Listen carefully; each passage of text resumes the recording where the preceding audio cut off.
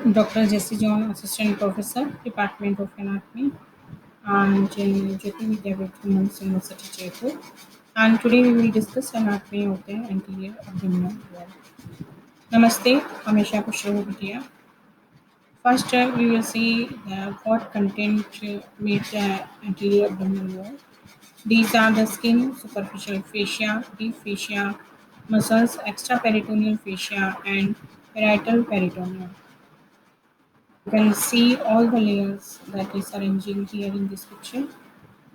First, you will see the skin. Skin is loosely attached to the underlying structure, except at the umbilicus, where it is tethered to the scar tissue. Umbilicus is a scar representing the site of the attachment of the umbilical cord in the fetus. It is situated in the linea alba. Now we'll see the nerve supply to the skin.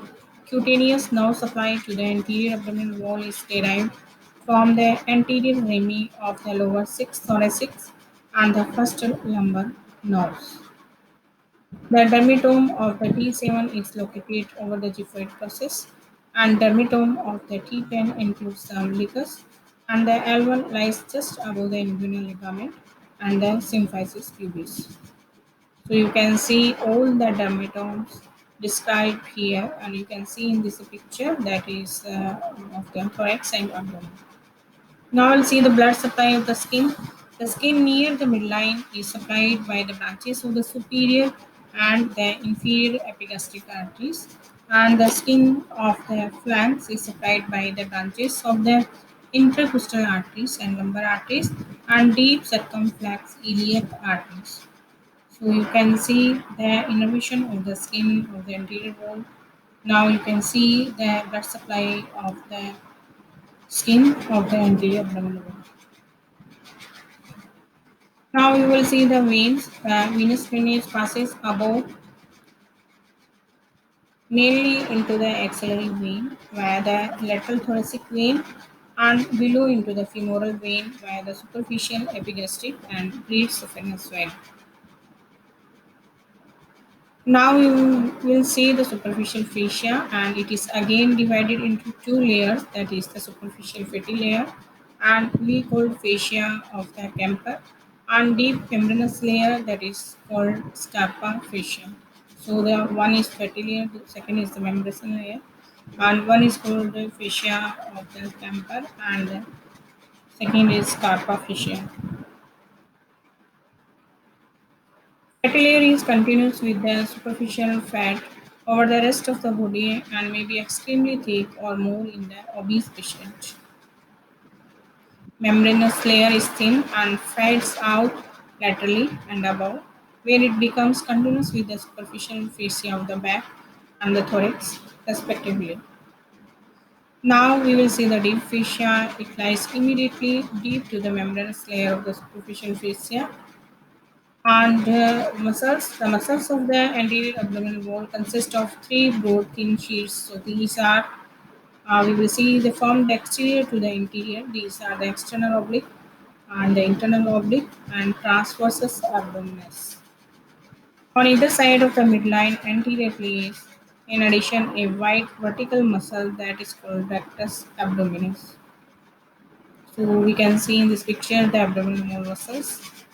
As the aponeurosis of three sheets passes forward and encloses the rectus abdominis to form the rectus sheet.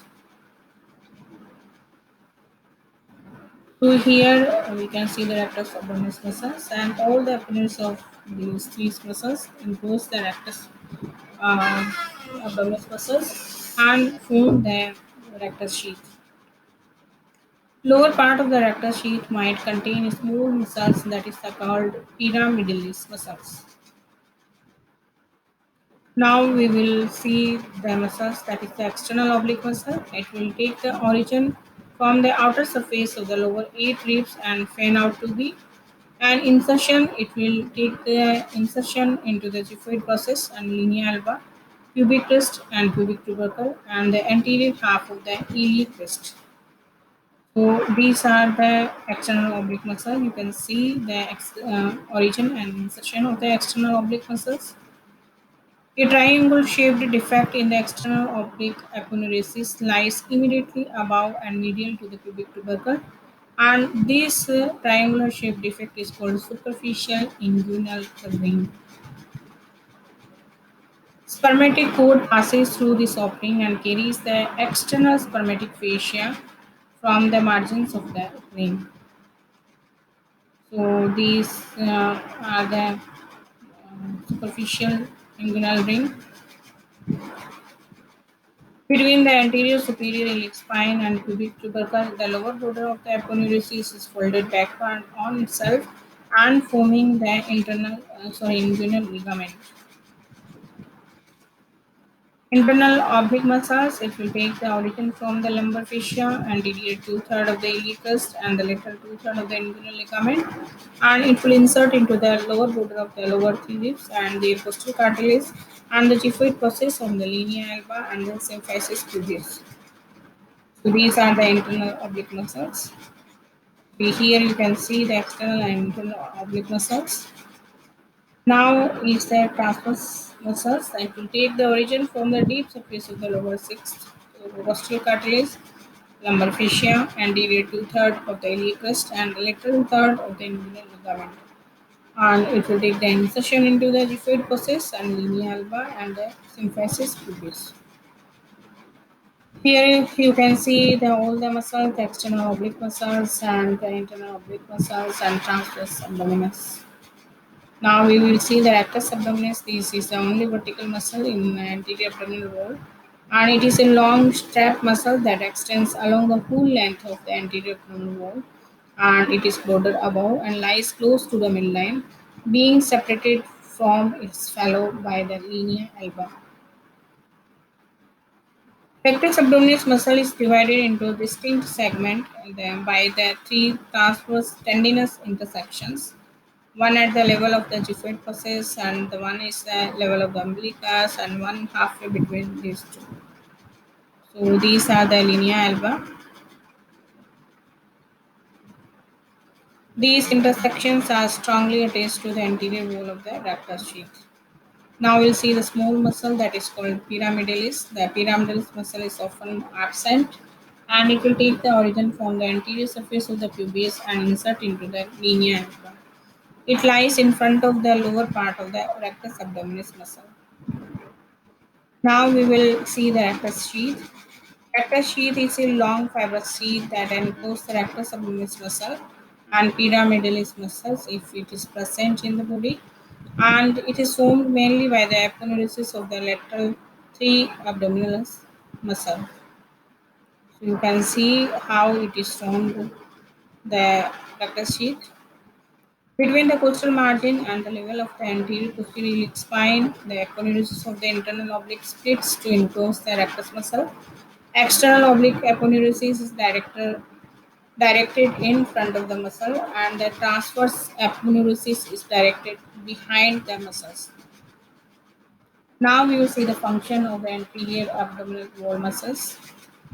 Oblique muscles laterally flex and rotate the trunk. Rectus abdominis flexes the trunk and stabilize the pelvis. The muscle of the anterior and lateral abdominis muscle assists the diaphragm during the inspiration by relaxing as the diaphragm descends so that the abdominal viscera can be accommodated.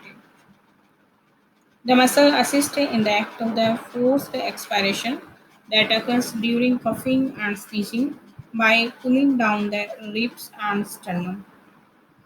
Their tone plays an important part in supporting and protecting the abdominal viscera.